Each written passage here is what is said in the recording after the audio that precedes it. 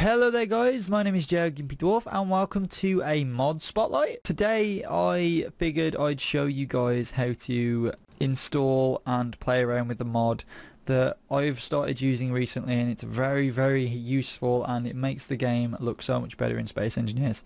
So we're looking at the Warbros Mod Labs GUI replacement.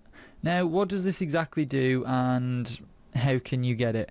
Basically what this does is it adds transparent menus and it adds like a more realistic death screen, so when you do take damage it goes really quite bloody, and it's a really cool mod, and I found that this mod is very useful when you're using rotors and pistons and things like that, because you can see through the menus as you're changing the values, which is very useful, especially if you're playing around with pistons and rotors a lot more than usual.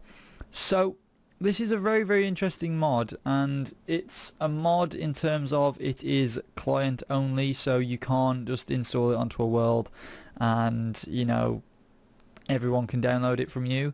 It's a mod that is on the game itself, so you have to actually swap out some game files to get this to work properly. But what you need to do is, if you go to the link that I've provided in the description of this video, which will take you to this page, what you do is you go down to the bottom section here, and I've gone with this version here, which is the MediaFire version. So if you click on that, it takes you to the MediaFire area. You just basically click on download. It's a big green button that says download. I'm not going to do it now because it will just lag my internet up just a little bit. You click on that, go onto the download page, click download. It is literally a green download button which states how big the file is, and it should be about 251 megabytes. So once you've done that and once you've got the file, you're going to want to go into your download section, and you're going to want to take the file and put it somewhere, put it on your desktop, whatever. And what you're going to do then is just right click and go extract. So I'm just going to extract the file. It'll take all the items out of that folder that was provided, and it'll give me this folder called content. Now this folder here is content, and it's basically fonts, textures, and this is what will generate the look on the game. So this is what it'll read from, and basically it'll read all the files from there, and then it'll apply the transparent textures and things like that. What you need to do then is go onto your Steam Workshop, well, not Steam Workshop page, just your regular Steam library page where Space Engineers is, where you normally click play. And what you need to do then is right click on it and go to properties. Once you're in properties, you need to go to local files, and then you need to go browse local files. Now this will take you to here, which is the area in which all the files are, where you've downloaded everything. All the files for Space Engineers are in here. All I have to say is be very careful with what you play around with. Don't try not to delete something, please. It's horrible when you delete something. I did that with Minecraft once, had to reinstall the game. So annoying. So what you're going to need to do then is you're going to need to take the content file. For anyone who's actually doing the installation step by step through this video, please make sure at this point you make a copy of the original contents folder that was in the Space Engineers folder in your local files, just because you want to make sure you can resort back to the old one if you want without reinstalling the game. Copy, and then you're going to need to right click and go paste. When you do that, it will prompt you to do something called a move and replace or a move and keep. You want to do a move and replace. So what you want to do is you want to take all these items in here and swap them out for these items in there. What you can then do is just close this down.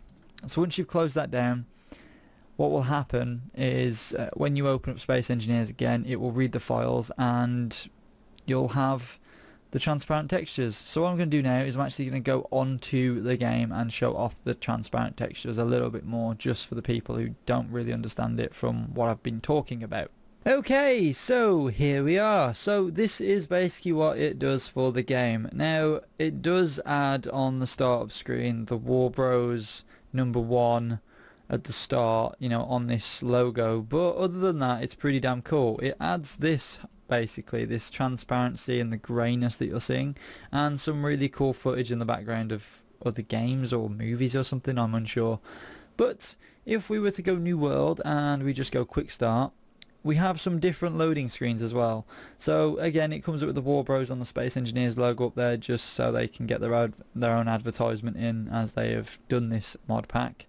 And we have the same sort of rotating bar and the quotes that come through as well. It reads the same quotes that it did on the normal game. We are in the world, and as you can probably already tell, our GUI on, you know, where the helmet is and oxygen and stuff like that, it's all greyed out, and you know, it's a lot nicer, I find. You can see through it a lot better than the other one.